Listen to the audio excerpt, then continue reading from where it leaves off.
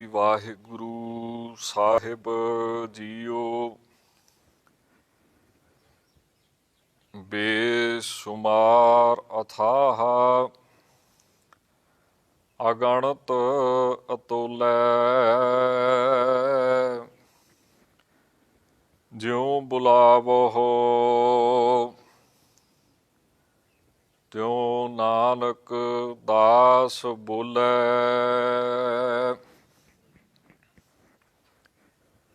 ਬਾਣੀ ਗੁਰੂ ਗੁਰੂ ਹੈ ਬਾਣੀ, ਵਿੱਚ ਬਾਣੀ ਅੰਮ੍ਰਿਤ ਸਾਰੇ। ਗੁਰਬਾਣੀ ਕਹੈ ਸੇਵਕ ਜਨ ਮਾਨੈ, ਪ੍ਰਤੱਖ ਗੁਰੂ ਨਿਸਤਾਰੇ।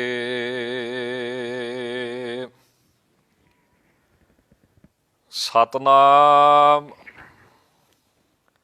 ਸ੍ਰੀ ਵਾਹਿਗੁਰੂ ਸਾਹਿਬ ਜੀਓ। ਨਮਸਤੰ ਨਿਰਸਾਕੇ, ਨਮਸਤੰ ਨਿਰਬਾਕੇ, ਨਮਸਤੰ ਰਹੀਮੇ, ਨਮਸਤੰ ਕਰੀਮੇ, ਨਮਸਤੰ ਨਿਰਸਾਕੇ। ਪਤਿਤ ਪਾਵਨ ਭਗਤ ਵਤਸਲ ਕਿਰਪਾ ਨਿਧਾਨ, ਦਸਾਂ ਪਾਤਸ਼ਾਹੀਆਂ ਦੀ ਜੋਤ, ਤਖਤ ਚਵਰ ਛਤਰ ਦੇ ਮਾਲਕ ਗੁਰਤਾ ਗੱਦੀ ਤੇ ਬਿਰਾਜਮਾਨ ਸਾਹਿਬ ਸ੍ਰੀ ਗੁਰੂ ਗ੍ਰੰਥ ਸਾਹਿਬ ਜੀ ਮਹਾਰਾਜ, ਸਤਿਗੁਰਾਂ ਦੀ ਪਾਵਨ ਪਵਿੱਤਰ ਹਜ਼ੂਰੀ ਅੰਦਰ ਜੁੜ ਬੈਠੀ ਗੁਰੂ ਰੂਪ ਖਾਲਸਾ ਸਾਧ ਸੰਗਤ ਜੀਓ। ਰਸਨਾ ਕਰੋ ਪਵਿੱਤਰ ਆਖੋ ਜੀ, ਵਾਹਿਗੁਰੂ ਜੀ ਕਾ ਖਾਲਸਾ ਵਾਹਿਗੁਰੂ ਜੀ ਕੀ ਫਤਿਹ। ਆਪ ਸੰਗਤ ਬੜੇ ਪ੍ਰੇਮ ਦੇ ਨਾਲ ਮਹਾਂਪੁਰਸ਼ ਨਾਮ ਰਸੀਏ ਸੇਵਾ ਸਿਮਰਨ ਦੇ ਪੁੰਜ ਧੰਨ ਬਾਬਾ ਜਵਾਹਰ ਦਾਸ ਜੀ ਦੇ ਪਵਿੱਤਰ ਸਥਾਨ ਉੱਪਰ ਹਰ ਸ਼ਨੀਵਾਰ ਸ਼ਾਮ ਨੂੰ ਲੜੀਵਾਰ ਸ੍ਰੀ ਜਾਪ ਸਾਹਿਬ ਜੀ ਦੀ ਕਥਾ ਸ਼ਰਵਣ ਕਰਦੇ ਆ ਰਹੇ ਹੋ। ਸਤਿਗੁਰੂ ਜੀ ਦੀ ਕਿਰਪਾ ਸਦਕਾ 24 ਪੌੜੀਆਂ ਤੱਕ ਕਥਾ ਹੋ ਚੁੱਕੀ ਹੈ।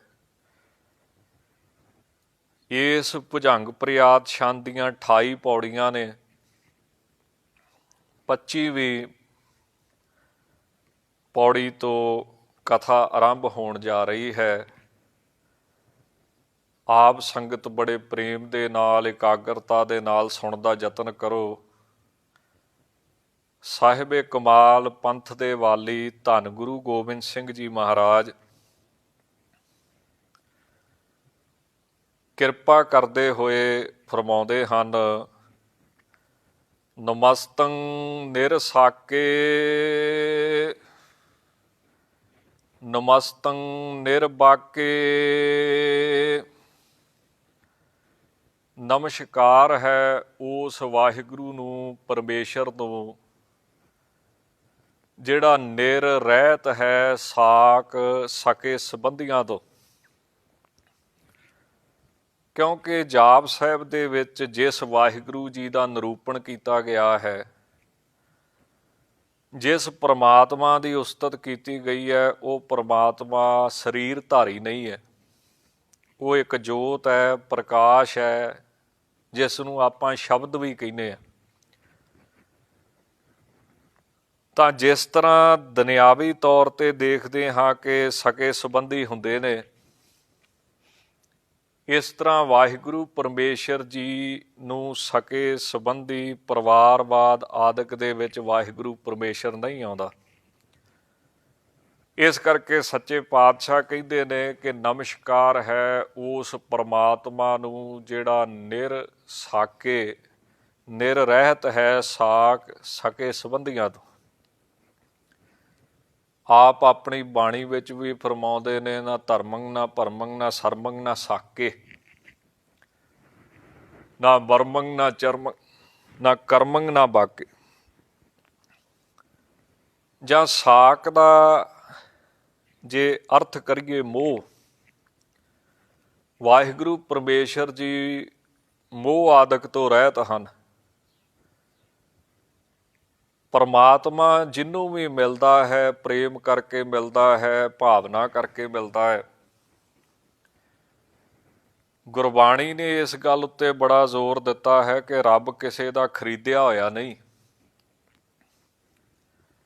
ਰੱਬ ਕਿਸੇ ਨੇ ਆਪਣੇ ਨਾਂ ਨਹੀਂ ਲਵਾ ਲਿਆ। ਕੋਈ ਵੀ ਪ੍ਰੇਮ ਦੇ ਨਾਲ ਉਹਦਾ ਨਾਮ ਜਪੇ, ਭਾਵਨਾ ਨਾਲ ਨਾਮ ਜਪੇ ਤੇ ਉਹਦੀ ਪ੍ਰਾਪਤੀ ਹੁੰਦੀ ਹੈ। ਸਤਿਗੁਰੂ ਜੀ ਗੁਰਬਾਣੀ ਦੇ ਵਿੱਚ ਵੀ ਅੰਕਿਤ ਕਰਦੇ ਨੇ, ਆਪਨ ਬਾਪ ਨਾਹੀ ਕਿਸੀ ਕੋ ਭਾਵਨ ਕੋ ਹਰ ਰਾਜਾ। ਵਾਹਿਗੁਰੂ ਪਰਮੇਸ਼ਰ ਜੀ ਤੇ ਭਾਵਨਾ ਕਰਕੇ ਵਸ ਦੇ ਵਿੱਚ ਆਉਂਦੇ ਨੇ, ਕੋਈ ਕਰ ਲਵੇ ਭਾਵੇਂ। ਇਸ ਗੱਲ ਦੀ ਪ੍ਰਤੱਖ ਉਦਾਹਰਣ ਕੀ ਹੈ? ਪੁੱਤਰੀ ਕੌਲ ਨਾ ਪਾਲਿਓ ਕਰ ਪੀਰੋਂ ਕੰਨ ਮਰਟੀਐ। ਇਸ ਗੱਲ ਦੀ ਪ੍ਰਤੱਖ ਉਦਾਹਰਣ ਗੁਰੂ ਘਰ ਦੇ ਸਾਹਿਬਜ਼ਾਦੇ। ਤਾਂ ਸਤਿਗੁਰੂ ਸੱਚੇ ਪਾਤਸ਼ਾਹ ਕਹਿੰਦੇ, ਹੇ ਵਾਹਿਗੁਰੂ ਸੱਚੇ ਪਾਤਸ਼ਾਹ ਜੀ, ਆਪ ਜੀ ਨੂੰ ਨਮਸਤੰ ਨਮਸਕਾਰ ਹੈ। ਆਪ ਤਾਂ ਭਾਵਨਾ ਦੇ ਵਸ ਹੋ, ਪ੍ਰੇਮ ਦੇ ਵਸ ਹੋ, ਕਿਸੇ ਦੇ ਸਾਕ ਸੰਬੰਧੀ ਨਹੀਂ ਹੋ। ਕੋਈ ਲਹੂ ਦਾ ਰਿਸ਼ਤਾ ਨਹੀਂ ਰੱਬ ਦੇ ਨਾਲ ਹੁੰਦਾ। ਰੱਬ ਦੇ ਨਾਲ ਤੇ ਪ੍ਰੇਮ ਦਾ ਰਿਸ਼ਤਾ ਹੈ। ਉਹ ਭਾਵੇਂ ਕੋਈ ਕਰ ਲੇ, ਕਿਸੇ ਜਾਤ ਦਾ ਹੋਵੇ, ਕਿਸੇ ਪਾਤ ਦਾ ਹੋਵੇ, ਕਿਸੇ ਧਰਮ ਦਾ ਹੋਵੇ।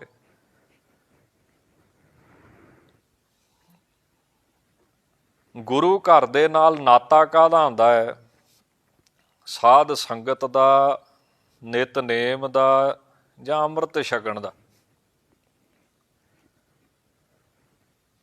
ਕਬੀਰ ਸਾਹਿਬ ਨੇ ਵੀ ਇਸ ਗੱਲ ਉੱਤੇ ਜ਼ੋਰ ਦਿੱਤਾ ਹੈ ਕਿ ਰੱਬ ਪੈਸੇ ਨਾਲ ਨਹੀਂ ਖਰੀਦਿਆ ਜਾ ਸਕਦਾ। ਰੱਬ ਪਦਵੀ ਦੇ ਨਾਲ ਵਸ ਦੇ ਵਿੱਚ ਨਹੀਂ ਆਉਂਦਾ।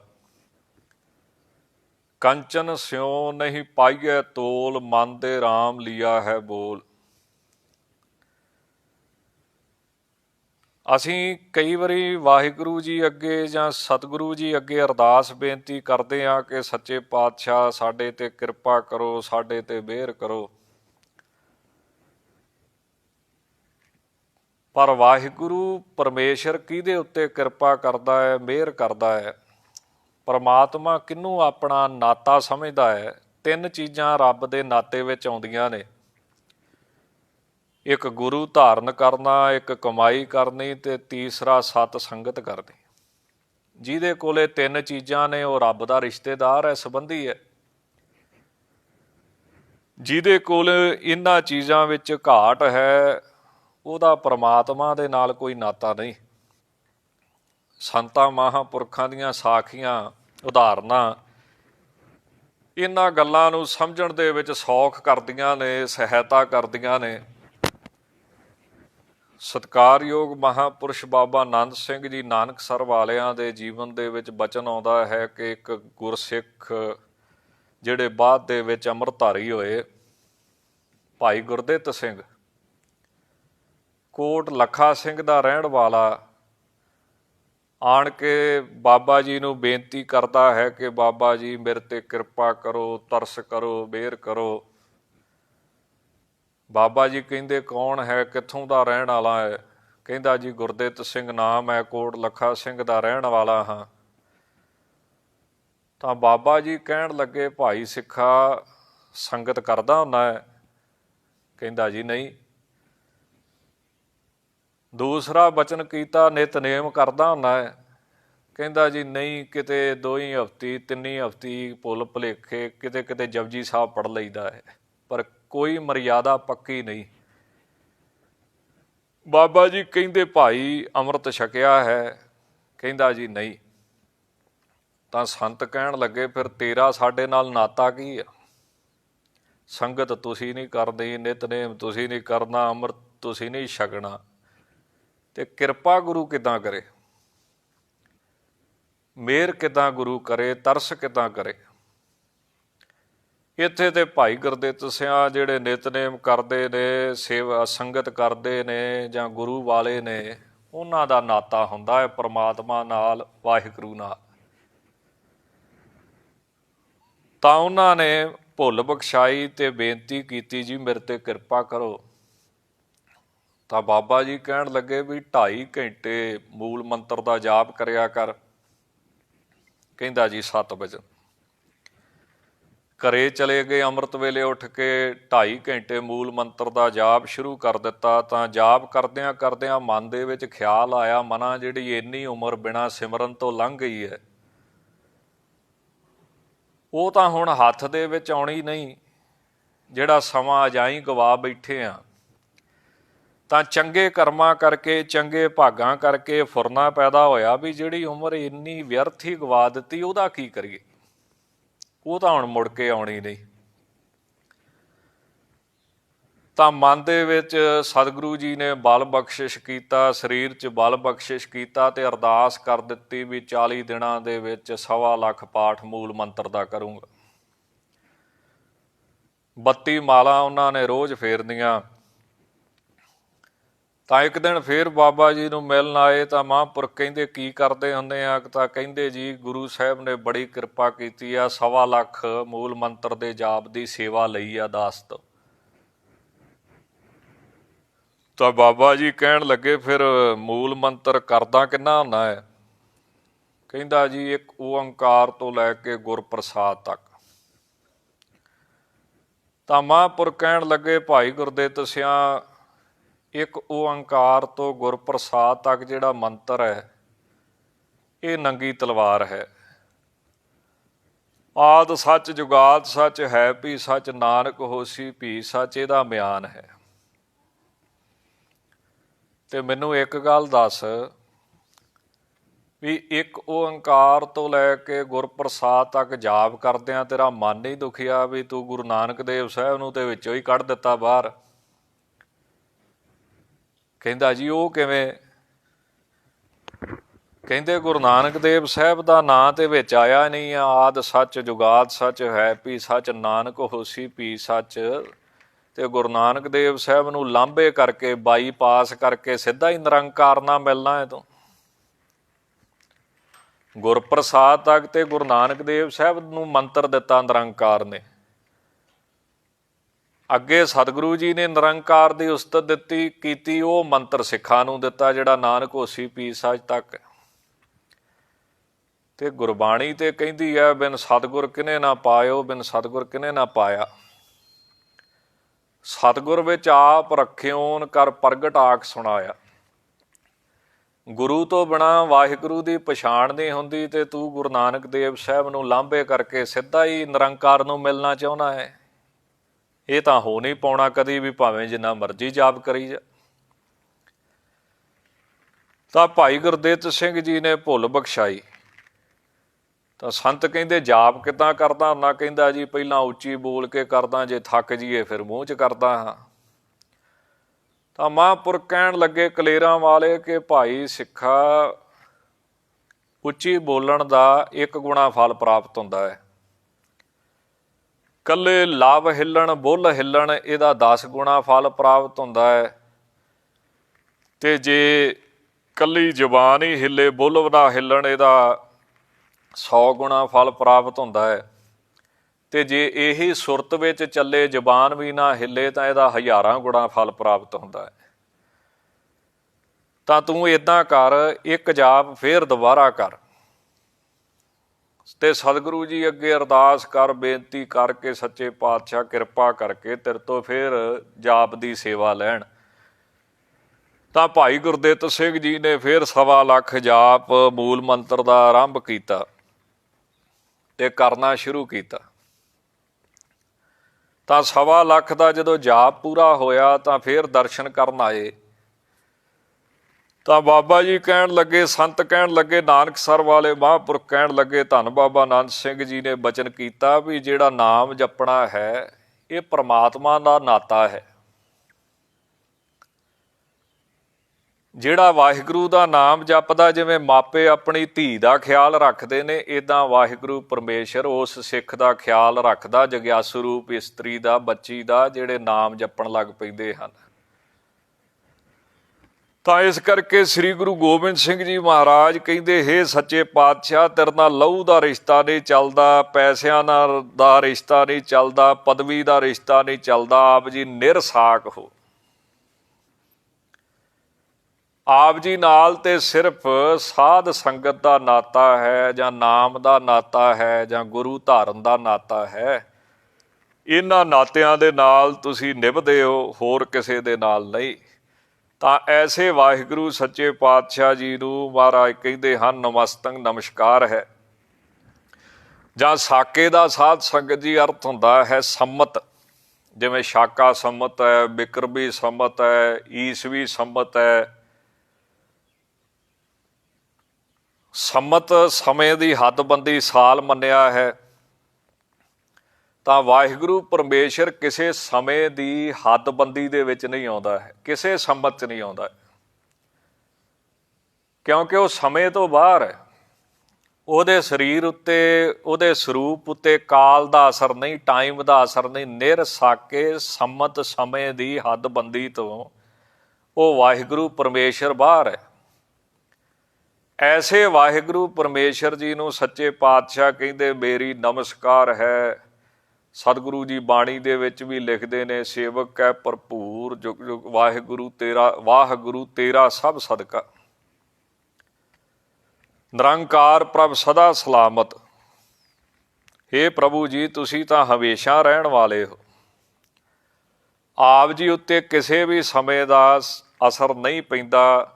ਤਾਂ ਜਿਹੜਾ ਵਾਹਿਗੁਰੂ ਸੰਮਤ ਆਦਿਕ ਦੀ ਹੱਦਬੰਦੀ ਤੋਂ ਰਹਿਤ ਹੈ, ਨਿਰ ਹੈ, ਉਹਨੂੰ ਸੱਚੇ ਪਾਤਸ਼ਾਹ ਕਹਿੰਦੇ ਨਮਸਕਾਰ ਹੈ। ਜਾਂ ਨਮਸਤੰ ਨਿਰਸਾਕੇ। ਸਾਕੇ ਦਾ ਅਰਥ ਕਈ ਵਿਦਵਾਨ ਇਸ ਤਰ੍ਹਾਂ ਵੀ ਕਰਦੇ ਹਨ ਕਿ ਕਿਸੇ ਦੂਸਰੇ ਧਰਮ ਉੱਤੇ ਜ਼ੁਲਮ ਕਰਨਾ, ਖੁਦਾ ਦਾ ਨਾਮ ਵਰਤ ਕੇ, ਪਰਮੇਸ਼ਰ ਦਾ ਨਾਮ ਵਰਤ ਕੇ ਦੂਜੇ ਧਰਮ ਤੇ ਜ਼ੁਲਮ ਕਰਦਾ। ਤਾਂ ਵਾਹਿਗੁਰੂ ਪਰਮੇਸ਼ਰ ਐਸੇ ਸਾਕਿਆਂ ਤੋਂ ਰਹਿਤ ਹੈ।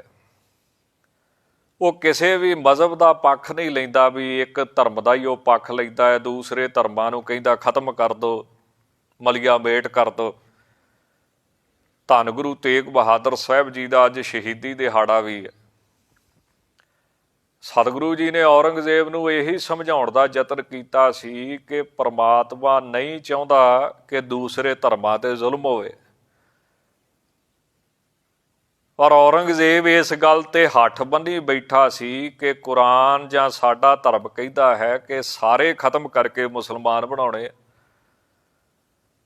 ਸਤਿਗੁਰੂ ਨੌਵੇਂ ਪਾਤਸ਼ਾਹ ਕਹਿਣ ਲੱਗੇ, ਵੀ ਤੈਨੂੰ ਕਿੱਦਾਂ ਪਤਾ ਹੈ ਵੀ ਖੁਦਾ ਇਹ ਚਾਹੁੰਦਾ ਵੀ ਸਾਰੇ ਮੁਸਲਮਾਨ ਹੋ ਜਾਣ? ਕਹਿੰਦਾ, ਜੀ ਮੈਨੂੰ ਪਤਾ ਹੈ, ਸਾਡੇ ਧਾਰਮਿਕ ਗ੍ਰੰਥਾਂ 'ਚ ਲਿਖਿਆ ਹੈ। ਅੱਗਿਓਂ ਔਰੰਗਜ਼ੇਬ ਨੇ ਸਵਾਲ ਕੀਤਾ, ਜੀ ਤੁਹਾਨੂੰ ਕਿੱਦਾਂ ਪਤਾ ਵੀ ਖੁਦਾ ਇਹ ਨਹੀਂ ਚਾਹੁੰਦਾ? ਤੇ ਨੌਵੇਂ ਪਾਤਸ਼ਾਹ ਕਹਿੰਦੇ, ਆਪਾਂ ਖੁਦਾ ਦੀ ਮਰਜ਼ੀ ਦੇਖ ਲੈਂਦੇ ਹਾਂ। ਕਹਿੰਦਾ, ਜੀ ਖੁਦਾ ਦੀ ਮਰਜ਼ੀ ਦਾ ਕਿੱਦਾਂ ਪਤਾ ਲੱਗਦਾ ਹੈ ਵੀ ਖੁਦਾ ਇਹ ਕੰਮ ਚਾਹੁੰਦਾ ਹੈ? ਤਾਂ ਦਾਸ ਨੂੰ ਭੁੱਲੇ ਨਾ ਸ਼ਾਇਦ ਭਾਈ ਸਾਹਿਬ ਭਾਈ ਸੰਤੋਖ ਸਿੰਘ ਜੀ ਨੇ 5 ਮਣ ਕਾਲੀਆਂ ਮਿਰਚਾਂ ਇਤਿਹਾਸ ਦੇ ਵਿੱਚ ਲਿਖੀਆਂ। ਭਾਈ ਸਾਹਿਬ ਲਿਖਦੇ ਨੇ ਕਿ ਸਤਿਗੁਰੂ ਜੀ ਨੇ ਆਖਿਆ ਵੀ 5 ਮਣ ਕਾਲੀਆਂ ਮਿਰਚਾਂ ਮੰਗਾਓ। ਕਾਲੀਆਂ ਮਿਰਚਾਂ ਮੰਗਾਈਆਂ ਗਈਆਂ, ਆਖਿਆ ਇਹਨਾਂ ਨੂੰ ਸਾੜ ਕੇ ਸਵਾਹ ਕਰੋ, ਫਿਰ ਕੱਪੜ ਛਾਣ ਕਰੋ ਤੇ ਯਤਨ ਕਰੋ ਇਹਨਾਂ ਵਿੱਚੋਂ ਸਾਬਤੀ ਕੋਈ ਬਚੇ ਨਾ। ਇੰਨੀ ਲੱਕੜ ਪਾਈ ਗਈ, ਫੂਕੀ ਗਈ ਕਿ ਮਿਰਚਾਂ ਸੜ ਕੇ ਸਵਾਹ ਹੋ ਜਾਣ। ਤਾਂ ਨੌਵੇਂ ਪਾਤਸ਼ਾਹ ਕਹਿੰਦੇ, ਜਦੋਂ ਸਵਾਹ ਹੋ ਗਈਆਂ, ਕੱਪੜ ਛਾਣ ਕੀਤੀਆਂ, ਫੇਰ ਤੁਹਾਨੂੰ ਖੁਦਾ ਦੀ ਮਰਜ਼ੀ ਦੱਸਾਂਗੇ ਕੀ ਹੈ। ਤਾਂ ਜਦੋਂ ਕੱਪੜ ਛਾਣ ਕੀਤੀ ਗਈ ਸਵਾਹ, ਤਾਂ 3 ਮਿਰਚਾਂ ਸਾਬਤ ਨਿਕਲੀਆਂ। ਪੂਰਾ ਯਤਨ ਕਰਨ ਦੇ ਬਾਵਜੂਦ ਵੀ 3 ਮਿਰਚਾਂ ਸਾਬਤ। ਸਤਿਗੁਰੂ ਕਹਿੰਦੇ, ਤੁਸੀਂ ਜ਼ੋਰ ਲਾ ਲਿਆ ਸਾੜਨ ਤੇ ਆਪਦਾ, ਪਰ 3 ਬਚੀਆਂ ਨੇ। ਇਹ ਖੁਦਾ ਦੀ ਮਰਜ਼ੀ ਹੈ। ਤੂੰ ਕਹਿੰਦਾ ਮੈਂ ਦੋਵਾਂ ਤੋਂ ਇੱਕ ਕਰਨੇ ਨੇ, ਖੁਦਾ ਕਹਿੰਦਾ ਮੈਂ ਦੋ ਧਰਮਾਂ ਤੋਂ ਤਿੰਨ ਕਰਨੇ, ਇੱਕ ਹਿੰਦੂ ਇੱਕ ਮੁਸਲਮਾਨ, ਤੀਸਰਾ ਖਾਲਸਾ ਪੰਥ। ਤਾਂ ਸੱਚੇ ਪਾਤਸ਼ਾਹ ਕਹਿੰਦੇ ਭਾਈ ਖੁਦਾ ਦੀ ਮਰਜ਼ੀ ਜੇ ਹੋਵੇ ਕਿ ਇੱਕ ਧਰਮ ਦੇ ਹੋ ਜਾਣ ਤਾਂ ਹਿੰਦੂ ਜੰਮਣੇ ਹੀ ਨਹੀਂ ਚਾਹੀਦੇ ਹਨ। ਤੂੰ ਕਿਸ ਤਰ੍ਹਾਂ ਕਹਿੰਦਾ ਵਾ ਵੀ ਹਿੰਦੂ ਸਾਰੇ ਮੁਸਲਮਾਨ ਹੋ ਜਾਣ? ਇਸੇ ਕਰਕੇ ਸੱਚੇ ਪਾਤਸ਼ਾਹ ਜੀ ਨੇ ਉਸਤਤ ਕੀਤੀ ਆ, ਤਿਲਕ ਜੰਜੂ ਰਾਖਾ ਪ੍ਰਭ ਤਾਕਾ, ਕੀਨੋ ਬੜੋ ਕਲੂ ਮੈਂ ਸਾਕਾ, ਸਾਧਨ ਹੇਤ ਤੀ ਜਿਨ ਕਰੀ, ਸੀਸ ਦਿਆ ਪਰ ਸੀ ਨਾ ਉਚਰੀ, ਠੀਕਰ ਫੋਰ ਦਲੀਰ ਸਿਰ ਪ੍ਰਭ ਪੁਰ ਕੀਆ ਪਿਆਨ, ਤੇਗ ਬਹਾਦਰ ਸੀ ਕਿਰਿਆ ਕਰੀ ਨਾ ਕਿਨਹੂ ਆਨ, ਤੇਗ ਬਹਾਦਰ ਕੇ ਚਲਤ ਭਇਓ ਜਗਤ ਕੋ ਸੋਕ, ਹੈ ਸਭ ਜਗ ਭਇਓ ਜੈ ਜੈ ਜੈ ਸੁਰਲੋਕ। ਤਾਂ ਵਾਹਿਗੁਰੂ ਪਰਮੇਸ਼ਰ ਸੱਚੇ ਪਾਤਸ਼ਾਹ ਇਹੋ ਜਿਹੇ ਸਾਕੇ ਨਹੀਂ ਕਰਦਾ ਵੀ ਤੁਸੀਂ ਇੱਕ ਧਰਮ ਤੇ ਜ਼ੁਲਮ ਕਰੋ, ਦੂਸਰੇ ਧਰਮ ਨੂੰ ਖਤਮ ਹੀ ਕਰ ਦਿਓ। ਕਿਉਂ ਸਿੱਖ ਧਰਮ ਕਿੱਦਾਂ ਦਾ ਹੈ? ਨਾਨਕ ਨਾਮ ਚੜ੍ਹਦੀ ਕਲਾ, ਤੇਰੇ ਭਾੜੇ ਸਰਬੱਤ ਦਾ ਭਲਾ, ਖੱਤਰੀ ਬ੍ਰਾਹਮਣ ਸੂਦ ਵੈਸ, ਉਪਦੇਸ਼ ਚੌਂ ਵਰਨਾ ਕੋ ਸਾਂਝਾ। ਤਾਂ 10ਵੇਂ ਪਾਤਸ਼ਾਹ ਇਹ ਗੱਲ ਲਿਖਦੇ ਨੇ, ਨਾ ਧਰਮੰ ਨਾ ਪਰਮੰ ਨਾ ਸਰਮੰ ਨਾ ਸਾਕੇ। ਵਾਹਿਗੁਰੂ ਇੱਦਾਂ ਦੇ ਸਾਕੇ ਨਹੀਂ ਕਰਦਾ ਹੈ। ਕਿਉਂ ਵਾਹਿਗੁਰੂ ਜੀ ਦੇ ਵਾਸਤੇ ਦੇਹਰਾ ਮਸੀਤ ਸੋਈ, ਪੂਜਾ ਨਵਾਜ ਹੋਈ, ਮਨ ਸਭੇ ਏਕ ਪੈ ਅਨੇਕ ਕੋ ਪ੍ਰਭਾਉ ਹੈ। ਤਾਂ ਵਾਹਿਗੁਰੂ ਜੀ ਦੇ ਅੱਗੇ ਸਾਰੇ ਹੀ ਇੱਕ ਹਨ। ਤਾਂ ਸਤਿਗੁਰੂ ਜੀ ਕਹਿੰਦੇ ਐਸੇ ਵਾਹਿਗੁਰੂ ਨੂੰ ਜਿਹੜਾ ਧਰਮ ਦੇ ਝਗੜਿਆਂ 'ਚ ਨਹੀਂ ਆਉਂਦਾ ਹੈ, ਵਕੀਲੀਆਂ 'ਚ ਨਹੀਂ ਆਉਂਦਾ ਹੈ, ਇਹਨਾਂ ਤੋਂ ਰਹਿਤ ਹੈ, ਐਸੇ ਵਾਹਿਗੁਰੂ ਸੱਚੇ ਪਾਤਸ਼ਾਹ ਜੀ ਨੂੰ ਨਮਸਤਕ ਨਮਸਕਾਰ ਹੈ। ਜਾਂ ਮਹਾਂਪੁਰਸ਼ ਹੋਰ ਵੀ ਕਈ ਅਰਥ, ਵਿਦਵਾਨ ਲੋਕ, ਸੰਤ ਲੋਕ, ਸਾਧੂ ਲੋਕ ਇਹਨਾਂ ਤੁਕਾਂ ਦੇ ਕਰਦੇ ਹਨ ਨਮਸਤਕ ਨਿਰਸਾਕੇ ਦੇ। ਜਿਵੇਂ ਸਾਕ ਦਾ ਸਗੇ ਸੰਬੰਧੀ ਅਰਥ ਕਰ ਦਿੰਦੇ ਨੇ, ਸਾਕ ਦਾ ਸੰਮਤ ਅਰਥ ਕਰ ਦਿੰਦੇ ਨੇ, ਸਾਕ ਦਾ ਸਾਕਾ ਕਰ ਦਿੰਦੇ ਨੇ। ਇਸੇ ਤਰ੍ਹਾਂ ਸਾਕ ਦਾ ਅਰਥ ਖਿੱਚ ਕੇ ਪ੍ਰੌੜੀਵਾਦ ਦੇ ਨਾਲ ਸਿੱਕਾ ਵੀ ਕਰਦੇ ਨੇ। ਜਿਵੇਂ ਰਾਜੇ ਲੋਕ ਰਾਜ ਭਾਗ ਖੋਹ ਕੇ ਆਪਦੇ ਨਾਂ ਦੇ ਸਿੱਕੇ ਚਲਾਉਂਦੇ ਨੇ ਵੀ ਅਸੀਂ ਖਣੀ ਰੱਬ ਹੀ ਬਣ ਗਏ ਆ, ਕਿਸੇ ਦੀ ਪਰਵਾਹ ਨਹੀਂ ਕਰਦੇ ਹਨ। ਦੂਸਰਾ ਬਾਦਸ਼ਾਹ ਆਉਂਦਾ, ਉਹਨੂੰ ਗੱਦੀ ਤੋਂ ਲਾ ਕੇ ਫਿਰ ਆਪਦੇ ਸਿੱਕੇ ਚਲਾਉਂਦਾ ਹੈ, ਫਿਰ ਤੀਸਰਾ ਆਵੇਗਾ ਉਹ ਆਪਦੇ ਚਲਾਵੇਗਾ, ਚੌਥਾ ਆਵੇਗਾ, ਜਿਹੜਾ ਆਉਂਦਾ ਉਹ ਆਪਦੀਆਂ ਚੰਮਦੀਆਂ ਚਲਾਉਂਦਾ ਹੈ ਤੇ ਸਮਝਦਾ ਵੀ ਮੈਂ ਹੀ ਸਭ ਕੁਝ ਆ, ਮੈਂ ਹੀ ਰੱਬ। ਤਾਂ ਵਾਹਿਗੁਰੂ ਪਰਮੇਸ਼ਰ ਇਸ ਤਰ੍ਹਾਂ ਦਾ ਬਾਦਸ਼ਾਹ ਨਹੀਂ ਜਿਹੜਾ ਜ਼ੁਲਮ ਕਰਕੇ ਰਾਜ ਭਾਗ ਤੇ ਬਹਿ ਕੇ ਆਪਦੇ ਚੰਮ ਦੇ ਸਿੱਕੇ ਚਲਾਵੇ। ਉਹਦਾ ਤਾਂ ਪਰਾਲਬਧ ਰੂਪ ਸਿੱਕਾ ਹਮੇਸ਼ਾ ਹੀ ਚੱਲਦਾ ਹੈ। ਘਰ ਘਰ ਲਸ਼ਕਰ ਪਾਵਕ ਤੇਰਾ, ਧਰਮ ਕਰੇ ਸਿਕਦਾਰੀ, ਧਰਤੀ ਦੇਗ ਮਿਲੇ ਇੱਕ ਵੇਰਾ, ਭਾਗ ਤੇਰਾ ਭੰਡਾਰੀ, ਨਾ ਸਾਬੂਰ ਹੋਵੇ ਫਿਰ ਮੰਗੇ, ਨਾਰਦ ਕਰੇ ਖੁਆਰੀ। ਤਾਂ ਜਿਹੜੀ ਕਿਸਮਤ ਹੈ, ਪਰਾਲਬਧ ਹੈ, ਇਹਦੇ ਮੁਤਾਬਕ ਹਰੇਕ ਨੂੰ ਦੁੱਖ ਸੁੱਖ ਮਿਲਦਾ ਹੈ। ਤਾਂ ਪਰਾਲਬਧ ਰੂਪ ਜਿਹੜਾ ਸਿੱਕਾ ਵਾਹਿਗੁਰੂ ਜੀ ਦਾ ਉਹ ਹਮੇਸ਼ਾ ਹੀ ਚੱਲਦਾ ਰਹਿੰਦਾ ਸੰਸਾਰ ਦੇ ਉੱਤੇ। ਤਾਂ ਦੁਨਿਆਵੀ ਸਿੱਕੇ ਚਲਾਉਣ ਵੱਲੋਂ ਵਾਹਿਗੁਰੂ ਪਰਮੇਸ਼ਰ ਦੁਨਿਆਵੀ ਬਾਦਸ਼ਾਹ ਵਾਂਗੂ ਇਸ ਤਰ੍ਹਾਂ ਨਹੀਂ ਕਰਦਾ। ਮਹਾਰਾਜ ਕਹਿੰਦੇ ਰਹਿਤ ਹੈ। ਤਾਂ ਇਹ ਵੀ ਅਰਥ ਵਿਦਵਾਨ ਕਰ ਦਿੰਦੇ ਹਨ, ਐਸੇ ਵਾਹਿਗੁਰੂ ਸੱਚੇ ਪਾਤਸ਼ਾਹ ਜੀ ਨੂੰ ਨਮਸਕਾਰ ਹੈ। ਨਮਸਤੰ ਨਿਰਬਾਕੇ, ਬਾਕ ਕਹਿੰਦੇ ਹਨ ਫਾਰਸੀ ਦੇ ਵਿੱਚ ਖੌਫ ਨੂੰ, ਭੈ ਨੂੰ, ਡਰ ਨੂੰ। ਪਰਮਾਤਮਾ ਵਾਹਿਗੁਰੂ ਪਰਮੇਸ਼ਰ ਡਰ ਤੋਂ, ਭੈ ਤੋਂ ਰਹਿਤ ਹੈ। ਨਾ ਤਸਵੀਸ ਖਰਾਜ ਨਾ ਮਾਲ, ਖੌਫ ਨਾ ਕਤਾ ਨਾ ਤਰਸ ਜਵਾਲ, ਬੇਗਮਪੁਰਾ ਸ਼ਹਿਰ ਕੋ ਨਾਉ, ਦੁਖ ਅੰਦੋ ਨਹੀਂ ਤੇ ਠਾਓ। ਤਾਂ ਐਸਾ ਵਾਹਿਗੁਰੂ ਜਿਹੜਾ ਨਿਰਬਾਕੇ, ਬਾਕ ਖੌਫ ਤੋਂ ਨਿਰ ਰਹਿਤ ਹੈ। ਜਿਹੜੇ ਉਹਦਾ ਨਾਮ ਜਪਦੇ ਨੇ ਉਹ ਵੀ ਨਿਰਭਉ ਪਦਵੀ ਨੂੰ ਪ੍ਰਾਪਤ ਹੁੰਦੇ ਨੇ। ਜਿਹੜੇ ਉਹਦੀ ਕਮਾਈ ਕਰਦੇ ਨੇ ਉਹ ਵੀ ਨਿਰਵੈਰ ਪਦਵੀ ਨੂੰ ਪ੍ਰਾਪਤ ਹੋ ਜਾਂਦੇ ਹਨ। ਜਾਂ ਨਿਰਬਾਕੇ, ਬਾਕ ਕਹਿੰਦੇ ਨੇ ਟੇਢ ਤਾਈ ਨੂੰ, ਛਲ ਕਪਟ ਨੂੰ। ਵਾਹਿਗੁਰੂ ਪਰਮੇਸ਼ਰ ਜੀ ਜਿਵੇਂ ਦੁਨਿਆਵੀ ਲੋਕ ਛਲ ਕਪਟ, ਧੋਖਾ, ਠੱਗੀਆਂ, ਫਰੇਬੀਆਂ, ਚਲਾਕੀਆਂ ਕਰਦੇ ਹਨ, ਇਸ ਤਰ੍ਹਾਂ ਵਾਹਿਗੁਰੂ ਪਰਮੇਸ਼ਰ ਜੀ ਵਸ ਦੇ ਵਿੱਚ ਆਉਣ ਵਾਲੇ ਨਹੀਂ ਹਨ। ਉਹ ਤਾਂ ਹਿਰਦੇ ਦੀ ਸਫਾਈ, ਸ਼ੁੱਧਤਾ, ਭੋਲਾਪਨ ਇਸ ਪ੍ਰਕਾਰ ਪ੍ਰਾਪਤ ਹੁੰਦੇ ਨੇ। ਇਸ ਕਰਕੇ ਐਸੇ ਵਾਹਿਗੁਰੂ ਨੂੰ ਨਮਸਕਾਰ ਹੈ ਜਿਹੜਾ ਟੇਢ ਤਾਈ ਤੋਂ ਨਿਰਰਹਿਤ ਹੈ, ਛਲ ਕਪਟ ਤੋਂ ਰਹਿਤ ਹੈ। ਐਸੇ ਵਾਹਿਗੁਰੂ ਜੀ ਨੂੰ ਮਹਾਰਾਜ ਕਹਿੰਦੇ ਨਮਸਕਾਰ ਹੈ। ਜਾਂ ਵਾਕ ਕਹਿੰਦੇ ਬਚਨਾਂ ਨੂੰ, ਵਾਕ ਕਹਿ ਦਿੰਦੇ ਪੰਜਾਬੀ ਦੇ ਵਿੱਚ। ਤਾਂ ਬਚਨਾਂ ਨੂੰ, ਬੋਲਾਂ ਨੂੰ ਕੀ ਵਾਹਿਗੁਰੂ ਪਰਮੇਸ਼ਰ ਦੀ ਪ੍ਰਾਪਤੀ ਸਿਰਫ ਗੱਲਾਂ ਕਰਕੇ ਹੋ ਜਾਂਦੀ ਹੈ, ਵਾਕਾਂ ਕਰਕੇ ਹੋ ਜਾਂਦੀ ਹੈ, ਬੋਲਾਂ ਕਰਕੇ ਹੋ ਜਾਂਦੀ ਹੈ? ਤਾਂ ਮਹਾਰਾਜ ਕਹਿੰਦੇ ਇਕੱਲਾ ਗੱਲਾਂ ਬਾਤਾਂ ਦੇ ਨਾਲ ਰੱਬ ਨਹੀਂ ਮਿਲਦਾ। ਗੱਲਾਂ ਬਾਤਾਂ ਤੋਂ ਉਹ ਰਹਿਤ, ਨਿਰਰਹਿਤ ਹੈ, ਉਹਦੀ ਪ੍ਰਾਪਤੀ ਨਹੀਂ। ਧਾਰਮਿਕ ਜਿਹੜੇ ਬਚਨ ਵਿਲਾਸ ਨੇ ਉਹ ਤਾਂ ਮਨ ਸਮਝਾਉਣ ਵਾਸਤੇ ਹਨ ਸਾਰੇ, ਕਮਾਈ ਤੇ ਫੇਰ ਕਰਨੀ ਪੈਂਦੀ ਹੈ। ਤਾਂ ਮਹਾਰਾਜ ਸੱਚੇ ਪਾਤਸ਼ਾਹ ਕਹਿੰਦੇ ਨਮਸਤੰ ਨਿਰਬਾਕੇ ਕਾਹੂ ਬੋਲ ਨਾ ਪਹੁੰਚਤ ਪ੍ਰਾਨੀ ਅਗਮ ਅਗੋਚਰ ਪ੍ਰਭ ਨਿਰਬਾਨੀ। ਬੋਲਾਂ ਦੇ ਨਾਲ ਉਹਦੀ ਪ੍ਰਾਪਤੀ ਨਹੀਂ ਹੁੰਦੀ, ਗੱਲਾਂ ਦੇ ਨਾਲ ਪ੍ਰਮਾਤਮਾ ਵਸ ਦੇ ਵਿੱਚ ਨਹੀਂ ਆਉਂਦਾ। ਸਤਿਗੁਰੂ ਬਾਣੀ ਦੇ ਵਿੱਚ ਵੀ ਲਿਖਦੇ ਨੇ, ਅਮਲ ਕਰ ਧਰਤੀ ਬੀਜ ਸ਼ਬਦੋ ਕਰ, ਸੱਚ ਕੀ ਆਬ ਨਿਤ ਦੇਹ ਪਾਣੀ, ਹੋਏ ਕਿਰਸਾਨ ਈਮਾਨ ਜਮਾਇ ਲੈ, ਭਿਸਤ ਦੋਜਕ ਮੂੜੇ ਏਵ ਜਾਣੀ। ਮਤ ਜਾਣ ਸਹਿ ਗੱਲੀ ਪਾਇਆ, ਮਾਲ ਕੇ ਮਾਣੇ ਰੂਪ ਕੀ ਸ਼ੋਭਾ, ਇਤ ਵਿਧੀ ਜਨਮ ਗਵਾਇਆ। ਵਾਹਿਗੁਰੂ ਪਰਮੇਸ਼ਰ ਗੱਲਾਂ ਦੇ ਨਾਲ ਨਹੀਂ ਪ੍ਰਾਪਤ ਹੁੰਦਾ। ਧੰਨ ਗੁਰੂ ਅਮਰਦਾਸ ਸਾਹਿਬ ਕਹਿੰਦੇ ਗੱਲੀ ਕਿਨੇ ਨਾ ਪਾਇਆ, ਇੱਕ ਫਿਰੈ ਘਨੇਰੇ ਕਰਹਿ ਗੱਲਾਂ। ਜਾਂ ਸਤਿਗੁਰੂ ਜੀ ਕਹਿੰਦੇ ਗੱਲੀ ਤਪਾਵਸ ਨਾ ਹੋਵੀ, ਵਿਸ ਖਾਧੇ ਤਤਕਾਲ ਮਰ ਜਾਏ। ਜੇ ਕਿਸੇ ਨੇ ਜ਼ਹਿਰ ਖਾਧਾ ਹੈ ਤੇ ਉਹ ਗੱਲਾਂ ਕਰੀ ਜਾਵੇ ਵੀ ਮੈਂ ਮਰਨਾ ਨਹੀਂ, ਮੈਂ ਮਰਨਾ ਨਹੀਂ। ਹੁਣ ਖਾਧਾ ਜ਼ਹਿਰ ਆ, ਮਰਨਾ ਤੇ ਪੈਣਾ ਹੀ ਆ। ਗੱਲਾਂ ਕਰਨ ਦੇ ਨਾਲ ਵੀ ਮੈਂ ਮਰਨਾ ਨਹੀਂ, ਮੈਂ ਮਰਨਾ ਨਹੀਂ, ਮਰਨਾ ਤੇ ਪੈਣਾ ਹੀ ਆ, ਖਾਧਾ ਜ਼ਹਿਰ। ਤਾਂ ਇੰਨੇ ਦ੍ਰਿਸ਼ਟਾਂਤ ਦੇ ਕੇ ਸੱਚੇ ਪਾਤਸ਼ਾਹ ਕਹਿੰਦੇ ਨੇ ਉਹ ਵਾਕਾਂ ਦੀ ਚਤੁਰਤਾ, ਚੰਚਲਤਾ ਦੇ ਨਾਲ ਪ੍ਰਾਪਤ ਹੋਣ ਵਾਲਾ ਨਹੀਂ ਹੈ।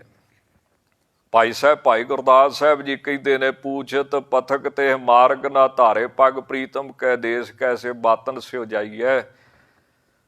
ਪੂਛਤ ਹੈ ਵੈਦ ਨਾ ਖਾਤ ਔਖਦ ਨਾ ਸੰਜਮ ਸਹਿ, ਕੈਸੇ ਰੋਗ ਮਿਟੈ ਸੁਖ ਸਹਿਜ ਸਮਾਈਐ। ਪੂਛਤ ਹੈ ਸੁਹਾਗਨ ਕਰਮ ਹੈ ਦੁਹਾਗਨ, ਕੇ ਹਿਰਦੈ ਬੇਵਿਚਾਰ ਕਤ ਸੇਜਾ ਬੁਲਾਏ। ਹੁਣ ਅੱਗੇ ਤਾਂ ਸਾਰਿਆਂ ਦਾ ਹੀ ਭਾਈ ਗੁਰਦਾਸ ਸਾਹਿਬ ਨੇ ਖੰਡਨ ਕਰ ਦਿੱਤਾ। ਗਾਏ ਸੁਨੇ ਆਖੇ ਮੀਚੇ, ਪਾਈਏ ਨਾ ਪਰਮ ਪਦ, ਗੁਰ ਉਪਦੇਸ਼ ਗਹਿ ਜੌਲੋ ਨਾ ਕਮਾਈਏ। ਸਿਰਫ ਗੱਲਾਂ ਕਰਦੇ ਨਾਲ ਪ੍ਰਮਾਤਮਾ ਦੀ ਪ੍ਰਾਪਤੀ ਨਹੀਂ। ਨਾਲੇ ਦੁਨੀਆ ਕਿਸੇ ਬੰਨੇ ਵੀ ਨਹੀਂ ਰਾਜੀ ਹੁੰਦੀ। ਸੰਸਾਰ ਦਾ ਸੁਭਾਅ ਹੈ, ਤੁਸੀਂ ਹੈਰਾਨ ਹੋਵੋਗੇ। ਆ ਪਿਛਲੇ ਦਿਨਾਂ 'ਚ ਸ਼੍ਰੀਮਾਨ ਸੰਤ ਰਾਮ ਸਿੰਘ ਜੀ ਨਾਨਕਸਰ ਵਾਲੇ, ਸਿੰਘੜੇ ਵਾਲੇ ਚੜ੍ਹਾਈ ਕਰ ਗਏ ਨੇ। ਬੜੀ ਵੱਡੀ ਕੁਰਬਾਨੀ ਦੇ ਗਏ ਨੇ। ਪਰ ਬਹੁਤੇ ਸੱਜਣਾਂ ਨੂੰ, ਗੱਲਾਂ ਬਾਤਾਂ ਵਾਲਿਆਂ ਨੂੰ ਇਹ ਵੀ ਪਸੰਦ ਨਹੀਂ ਆਉਂਦੀ ਪਈ, ਰਾਸ ਨਹੀਂ ਆਉਂਦੀ ਪਈ।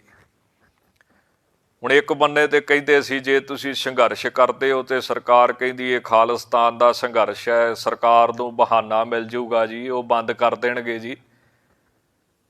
ਤੇ ਜੇ ਦੂਸਰੇ ਬੰਨੇ ਕਿਸੇ ਸੰਤ ਨੇ ਆਪਦੀ ਸ਼ਹਾਦਤ ਸ਼ਾਂਤਮਈ ਦੇਤੀ ਆ ਵੀ ਸਰਕਾਰ ਨੂੰ ਬਹਾਨਾ ਨਾ ਮਿਲੇ, ਸਰਕਾਰ ਕਿਸਾਨਾਂ ਨੂੰ ਉਠਾ ਨਾ ਦੇਵੇ, ਤੇ ਤਾਂ ਵੀ ਕਈ ਸੱਜਣ ਸਹਿਮਤ ਨਹੀਂ। ਚਲੋ ਸਭ ਨੂੰ ਆਪੋ ਆਪਣੀ ਮੱਤ ਮੁਬਾਰਕ। ਪਰ ਧਾਰਮਿਕ ਗ੍ਰੰਥ ਕਹਿੰਦੇ ਨੇ ਸੰਤ ਦਾ ਹਿਰਦਾ ਬੜਾ ਕੋਮਲ ਹੋਣਾ ਚਾਹੀਦਾ ਹੈ। ਤੁਲਸੀਦਾਸ ਜੀ ਨੇ ਇੱਕ ਬੜਾ ਸੋਹਣਾ ਦੋਹਰਾ ਜਾਂ ਉਹਨਾਂ ਨੇ ਚੌਪਈ ਲਿਖੀ ਹੈ ਆਪਣੀ ਰਚਨਾ ਦੇ ਵਿੱਚ, ਸੰਤ ਹਿਰਦੈ ਨਵਨੀਤ ਸਮਾਨਾ, ਕਹਾ ਕਵਨ ਪਰ ਕਹੇ ਨਾ ਜਾਨਾ। ਸੰਤ ਦਾ ਹਿਰਦਾ ਮੱਖਣੀ ਵਰਗਾ ਚਾਹੀਦਾ, ਮੱਖਣ ਵਰਗਾ। ਕਵੀਆਂ ਨੇ ਆਖਿਆ ਹੈ ਕਿ ਸੰਤ ਦਾ ਹਿਰਦਾ ਮੱਖਣ ਵਰਗਾ ਹੋਣਾ ਚਾਹੀਦਾ, ਕੋਮਲ, ਸੌਫਟ, ਧੌਲ ਧਰਮ ਦਇਆ ਕਾ ਪੂਤ। ਤਰਸ ਹੋਵੇ, ਦਇਆ ਹੋਵੇ, ਪਰਉਪਕਾਰ ਹੋਵੇ। ਪਰ ਕਵੀ ਪੂਰੀ ਉਪਮਾ ਕਰ ਨਹੀਂ ਸਕੇ ਸੰਤ ਦੇ ਹਿਰਦੇ ਦੀ। ਕਿਉਂ? ਨਿਜ ਪ੍ਰਤਾਪ ਦਰਵੀ ਨਵਨੀਤਾ। ਜਿਹੜੀ ਮੱਖੜੀ ਆ ਨਾ, ਜਦੋਂ ਉਹਨੂੰ ਸੇਕ ਲੱਗੇ ਨਾ, ਆਪਣੇ ਆਪ ਨੂੰ ਸੇਕ ਲੱਗੇ, ਫਿਰ ਉਹ ਪਿਘਲ ਜਾਂਦੀ ਹੈ। ਜਦੋਂ ਆਪ ਨੂੰ ਲੱਗਾ ਫੇਰ ਪਿਘਲੀ। ਪਰ ਸੰਤ ਦੇ ਵਿੱਚ ਇੱਕ ਫਰਕ ਆ, ਪਰ ਦੁੱਖ ਦਰਵੇ ਸੰਤ ਸੋ ਪੁਨੀਤਾ। ਸੰਤ ਜਦੋਂ ਦੂਜੇ ਨੂੰ ਦੁੱਖ ਲੱਗਾ ਫੇਰ ਪਿਘਲਿਆ। ਬਾਕੀ ਦੁਨੀਆ ਦਾ ਸੁਭਾਅ ਕੀ ਆ, ਮੱਖਣ ਦਾ ਕੀ ਸੁਭਾਅ ਆ, ਜਦੋਂ ਆਪ ਨੂੰ ਗਰਮੀ ਲੱਗੀ ਫੇਰ ਪਿਘਲੀ। ਪਰ ਸੰਤ ਦਾ ਸੁਭਾਅ ਇਹ ਤੋਂ ਵੀ ਉਲਟ ਹੈ, ਜਦੋਂ ਦੂਜਾ ਦੁਖੀ ਹੋਇਆ ਤੇ ਫਿਰ ਆਪ ਉਹ ਪਿਘਲ ਗਿਆ, ਦੁਖੀ ਹੋ ਗਿਆ। ਇਹ ਸੁਣੀ ਤੇ ਸੀ, ਪੜ੍ਹੀ ਤੇ ਸੀ, ਤੇ ਸਾਡਾ ਇਤਿਹਾਸ ਇਸ ਗੱਲ ਨੂੰ ਸਮਝਾਉਂਦਾ ਵਾਰੀ ਵਾਰੀ। ਹੁਣ 9ਵੇਂ ਪਾਤਸ਼ਾਹ ਦਾ ਅੱਜ ਸ਼ਹੀਦੀ ਦਿਹਾੜਾ ਹੈ, ਪਹਿਲਾਂ ਵੀ ਬੇਨਤੀ ਕੀਤੀ ਸੀ।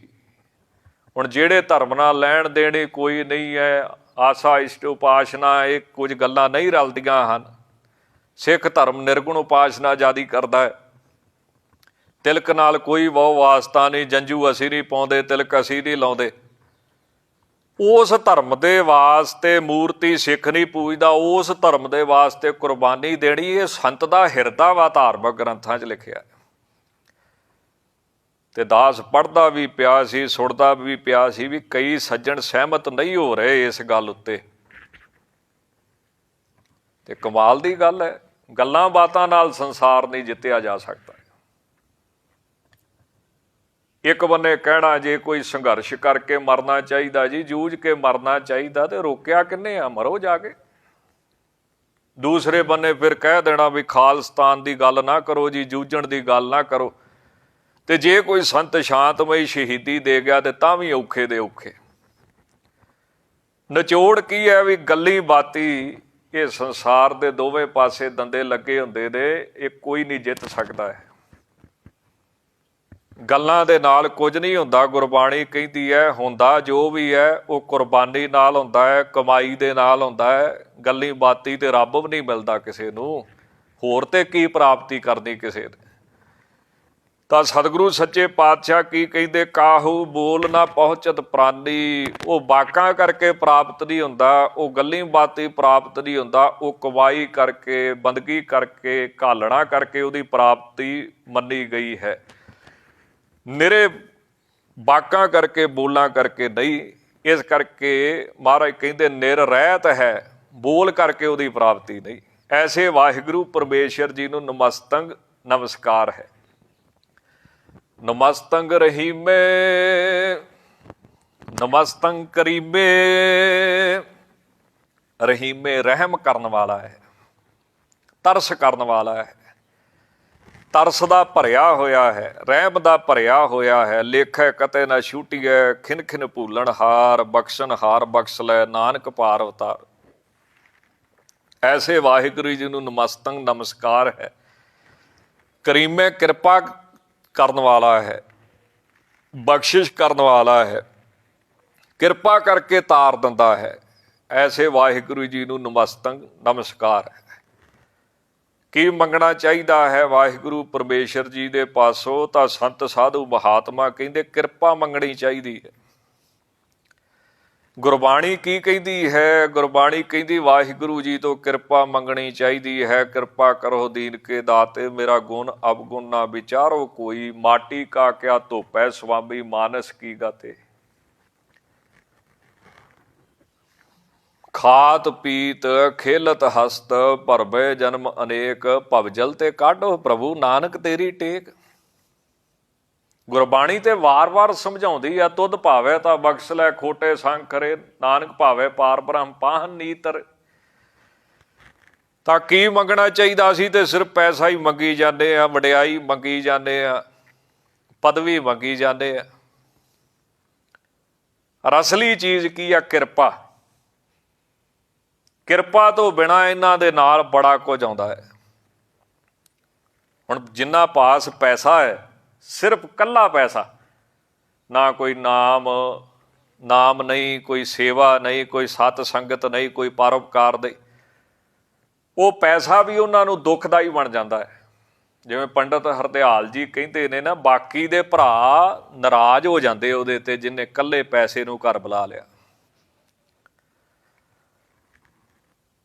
ਹੁਣ ਬੜੇ ਬੜੇ ਵੱਡੇ ਸੱਜਣ ਜਿਨ੍ਹਾਂ ਨੂੰ ਹੀਰੋ ਕਹਿੰਦੇ ਨੇ, ਬੜੇ ਬੜੇ ਵੱਡੇ ਕਲਾਕਾਰ, ਪੈਸੇ ਦੀ ਕੋਈ ਕਮੀ ਨਹੀਂ, ਪਰ ਹਰੇਕ ਨੂੰ ਕੋਈ ਨਾ ਕੋਈ ਬਿਮਾਰੀ, ਕੋਈ ਨਾ ਕੋਈ ਰੋਗ ਸੋਗ ਲੱਗਾ ਹੈ, ਹਰੇਕ ਨੂੰ ਲੱਗਾ ਹੈ।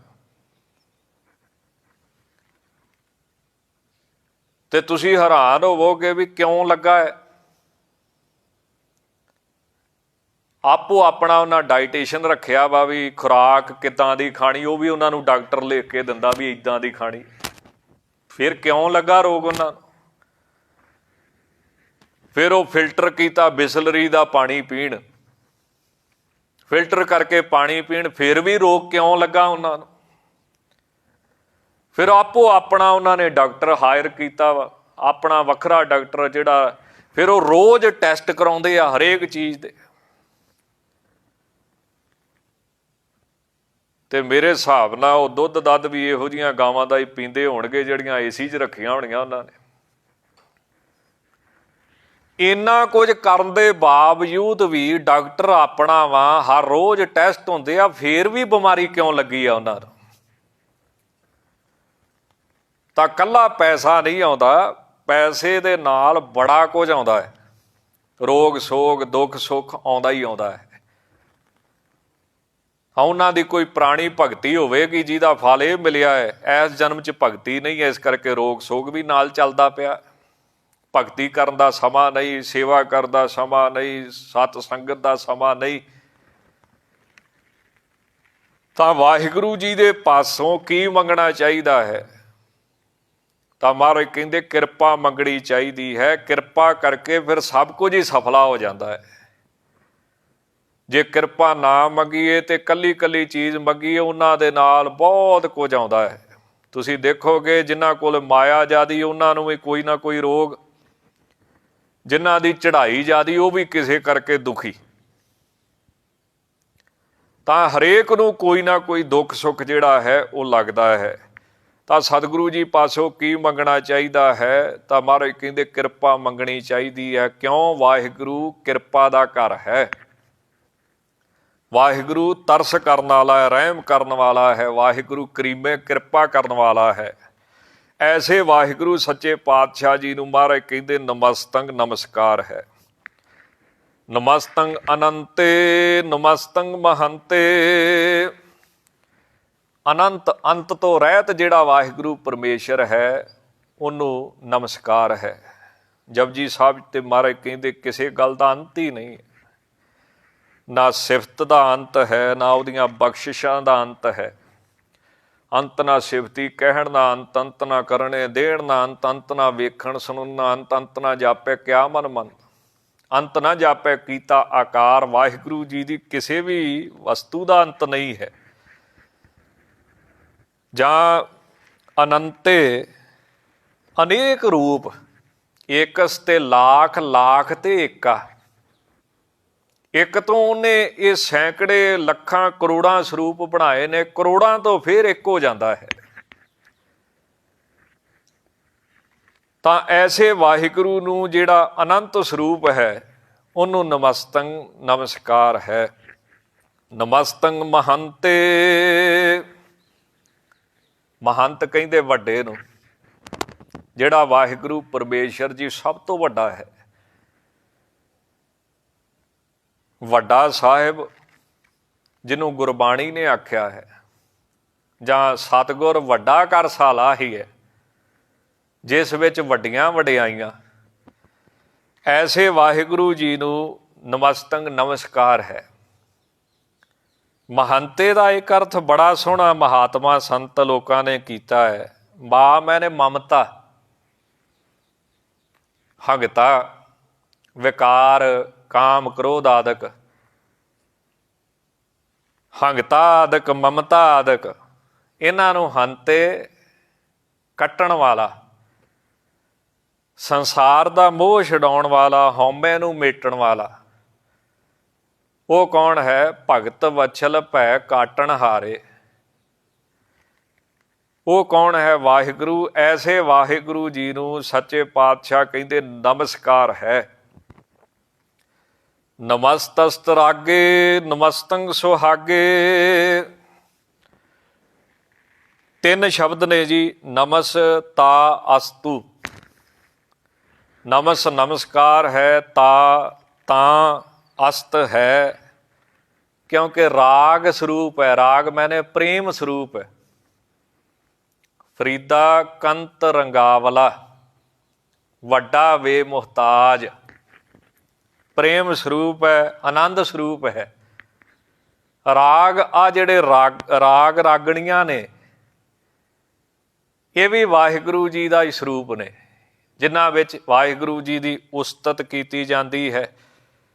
ਤਾਂ ਰਾਗ ਰੂਪ ਹੈ, ਪ੍ਰੇਮ ਰੂਪ ਹੈ, ਆਨੰਦ ਰੂਪ ਹੈ, ਤਾਂ ਨਮਸ ਨਮਸਕਾਰ ਅਸਤ ਹੈ। ਰਾਗ ਸਰੂਪ ਹੈ, ਰਾਗਣੀਆਂ ਸਰੂਪ ਹੈ। ਰਾਗ ਰਤਨ ਪਰਵਾਰ ਭਰੀਆ, ਸ਼ਬਦ ਗਾਵਣ ਆਈਆ। ਇਸ ਕਰਕੇ ਵਾਹਿਗੁਰੂ ਜੀ ਨੂੰ ਨਮਸਕਾਰ ਹੈ। ਨਮਸਤੰ ਸੁਹਾਗੇ। ਸੁਹਾਗ ਆਨੰਦ, ਜਾਂ ਪੰਜਾਬੀ ਦੇ ਵਿੱਚ ਸੁਭਾਗ, ਭਾਗਾਂ ਵਾਲਾ। ਭਾਗਾਂ ਦੇ ਸਹਿਤ, ਆਨੰਦ ਦੇ ਸਹਿਤ, ਜਾਂ ਸੁਹਾਗ ਦਾ ਅਰਥ ਪਤੀ। ਤਾਂ ਸੁਹਾਗ ਦਾ ਅਰਥ ਕੀ ਹੋਇਆ? ਆਨੰਦ। ਉਹ ਵਾਹਿਗੁਰੂ ਆਨੰਦ ਸਰੂਪ ਹੈ। ਉਹਦੇ ਵਿੱਚ ਕੋਈ ਦੁੱਖ ਨਹੀਂ, ਸੁੱਖ ਨਹੀਂ, ਕੋਈ ਆਉਣਾ ਜਾਣਾ ਨਹੀਂ, ਕੋਈ ਖੁਸ਼ੀ ਗਮੀ ਨਹੀਂ। ਤਾਂ ਐਸੇ ਵਾਹਿਗੁਰੂ ਨੂੰ ਜਿਹੜਾ ਆਨੰਦ ਸਰੂਪ ਹੈ, ਧੰਨ ਗੁਰੂ ਗੋਬਿੰਦ ਸਿੰਘ ਜੀ ਮਹਾਰਾਜ ਕਹਿੰਦੇ ਨਮਸਤੰ ਨਮਸਕਾਰ ਹੈ। ਇਹ ਸੁਖਮਣੀ ਸਾਹਿਬ 'ਚ ਵੀ ਮਹਾਰਾਜ ਨੇ ਲਿਖਿਆ ਵੀ ਵਾਹਿਗੁਰੂ ਕਿੱਦਾਂ ਦਾ ਹੈ। ਕਹਿੰਦੇ ਜਿੱਥੇ ਕੋਈ ਦੁੱਖ ਨਹੀਂ, ਆਨੰਦ ਰੂਪ ਮੰਗਲ ਸਦ ਜਾ ਕੇ, ਸਰਬ ਥੋਕ ਸੁਣੀਏ ਘਰ ਤਾਕ। ਤਾਂ ਐਸੇ ਆਨੰਦ ਸਰੂਪ ਨੂੰ ਮਹਾਰਾਜ ਕਹਿੰਦੇ ਨਮਸਤੰ ਨਮਸਕਾਰ ਹੈ। ਜਾਂ ਸੁਹਾਗ ਦਾ ਅਰਥ ਪਤੀ, ਰੱਖਿਆ ਕਰਨ ਵਾਲਾ, ਮਾਲਕ।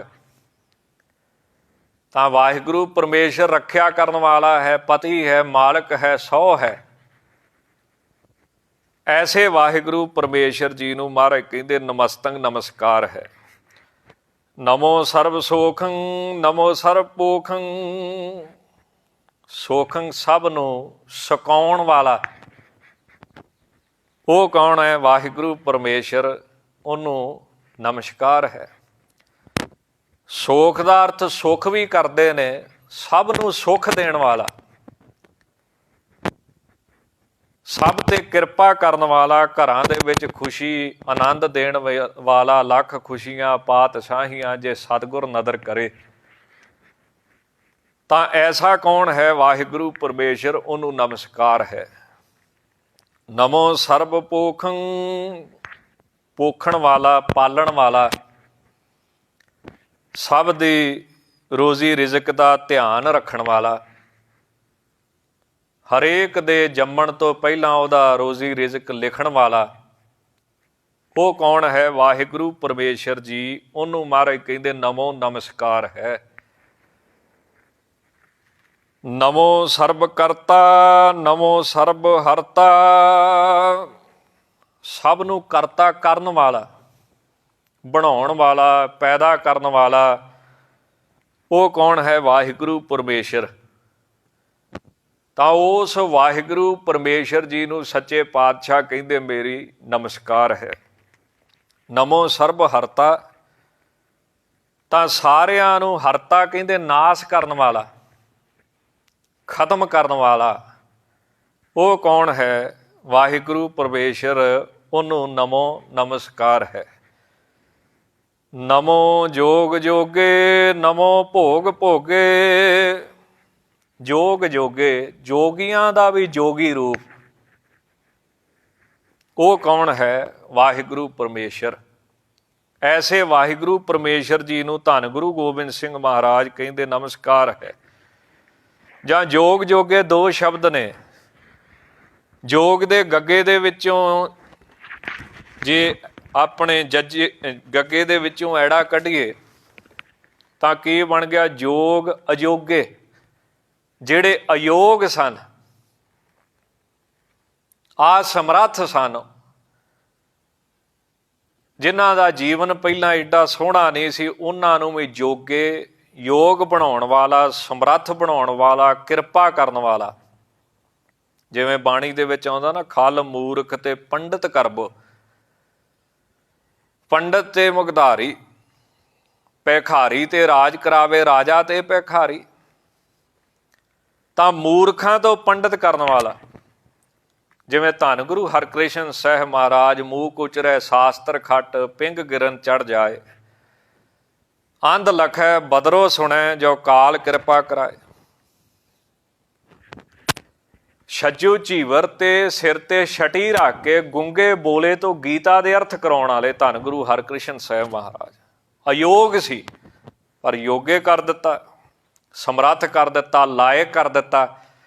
ਜਿਹੜਾ ਵਾਹਿਗੁਰੂ ਅਯੋਗਾਂ ਨੂੰ ਵੀ ਯੋਗ ਕਰ ਦਿੰਦਾ ਹੈ, ਉਹਨੂੰ ਨਮਸਕਾਰ ਹੈ।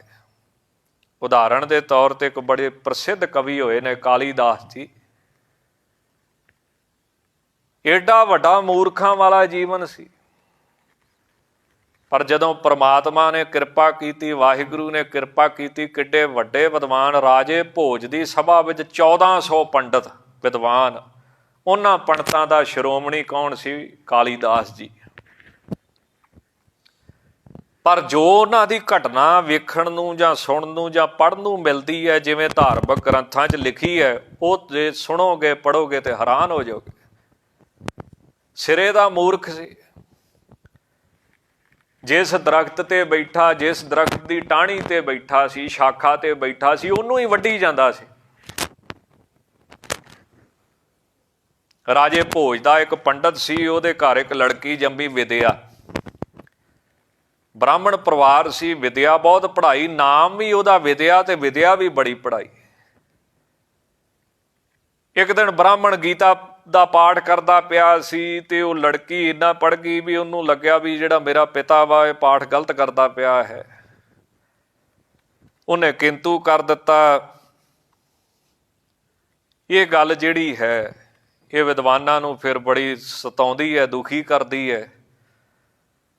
ਤਾਂ ਬਜ਼ੁਰਗ ਨੂੰ ਜਿੱਦਾਂ ਲਿਖਿਆ ਧਾਰਮਿਕ ਗ੍ਰੰਥਾਂ 'ਚ ਕਿ ਬਜ਼ੁਰਗ ਬ੍ਰਾਹਮਣ ਨੂੰ ਬਹੁਤ ਗੁੱਸਾ ਚੜਿਆ, ਕ੍ਰੋਧ ਚੜਿਆ ਵੀ ਮੇਰੇ ਤੋਂ ਪੜ੍ਹ ਕੇ ਮੇਰੀ ਲੜਕੀ ਹੋ ਕੇ ਮੇਰੇ ਤੇ ਕਿੰਤੂ ਪਰੰਤੂ। ਤਾਂ ਉਹਨੇ ਆਖਿਆ ਵੀ ਮੈਂ ਤੈਨੂੰ ਇਹੋ ਜਿਹੇ ਨਾਲ ਵਿਆਹੂੰਗਾ ਵੀ ਤੇਰੀ ਜਿਹੜੀ ਸਾਰੀ ਵਿਦਿਆ ਪੜ੍ਹੀ ਆ ਨਾ ਕਿਸੇ ਕੰਮ ਨਾ ਆਊਗੀ, ਪਛਤਾਇਆ ਕਰੇਗੀ, ਰੋਇਆ ਕਰੇਗੀ। ਤਾਂ ਉਹ ਤੁਰਨ ਲੱਭਣ ਵਾਸਤੇ ਤੁਰ ਪਿਆ ਵੀ ਕੋਈ ਇਹੋ ਜਿਹਾ ਮੂਰਖ ਬਾਹਮਣ ਲੱਭੇ ਜਿਹੜਾ ਸਿਰੇ ਦਾ ਮੋਟੇ ਦਿਮਾਗ ਵਾਲਾ ਹੋਵੇ, ਕਹੀਏ ਕੁਝ ਤੇ ਕਰੇ ਕੁਝ। ਤੁਰਿਆ ਜਾਂਦਾ ਸੀ ਤੇ ਕਾਲੀਦਾਸ ਮਹਾਰਾਜ ਬਚਪਨ ਦੇ ਵਿੱਚ ਦਰਖਤ ਤੇ ਚੜ੍ਹੇ, ਟਾਹਣੀ ਤੇ ਬੈਠੇ, ਸ਼ਾਖਾ ਤੇ ਜਿੱਤੇ ਬੈਠੇ ਉਹਨੂੰ ਹੀ ਵੱਢਣ ਡੈ ਦੂਓ ਦੂ। ਪੰਡਤ ਕਹਿੰਦਾ ਕਾਕਾ ਡਿੱਗ ਪਏਗਾ। ਕਹਿੰਦਾ ਤੁਰਿਆ ਜਾ, ਤੈਨੂੰ ਕੀ, ਮੈਂ ਡਿੱਗਾ ਨਾ ਡਿੱਗਾ ਤੈਨੂੰ ਕੀ।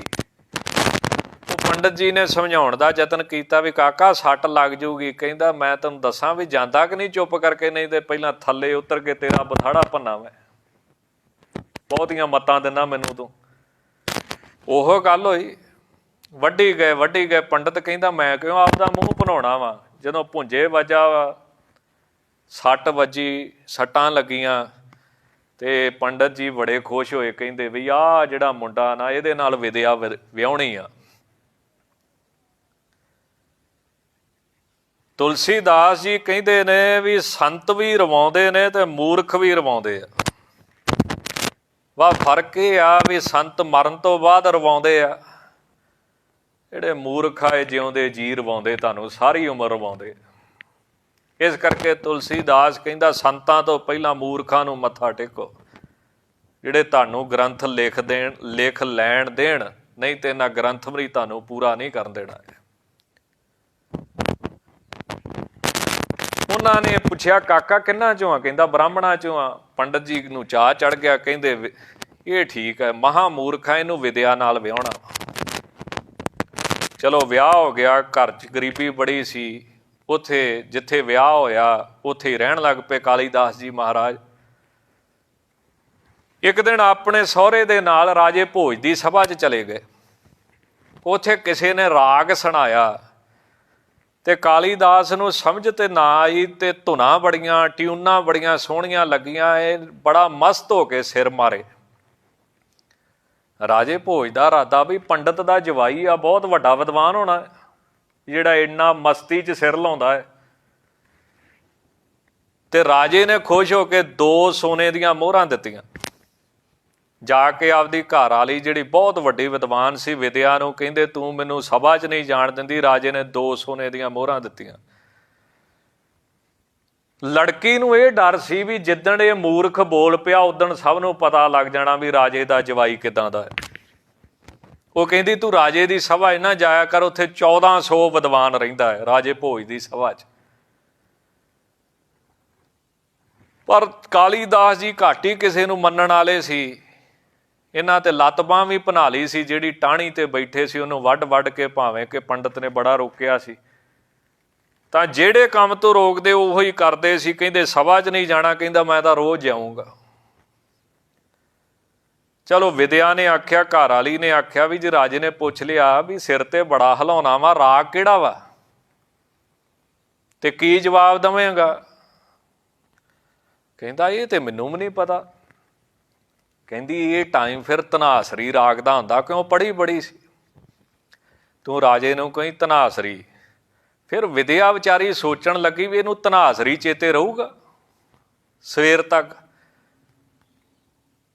ਤਾਂ ਉਹਨੇ ਕੀ ਕੀਤਾ ਵੀ ਬਾਂਸ ਦੇ ਨਾਲ ਹਾਂਡੀ ਬੰਨ੍ਹਤੀ, ਹਾਂਡੀ ਦੇ ਵਿੱਚ ਧਾਨ ਪਾਤਾ।